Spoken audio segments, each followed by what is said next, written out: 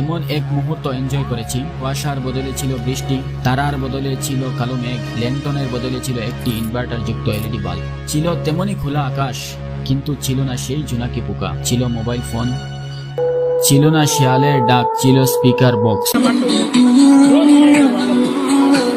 সেই আনন্দ আর এই আনন্দের মধ্যে পার্থক্য ছিল জীবনের পেরেশানি, সবার ব্যস্ততা, যা হয়তো এই আধুনিক সময়ের জন্য স্বাভাবিক। ভাবছেন এখানে কি করছি?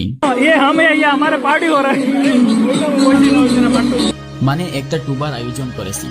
যদিও আমি একজন professional chef, Mashkur Rahman, professional chef and a restaurator in Joy Restaurant, Longya, Mizoram.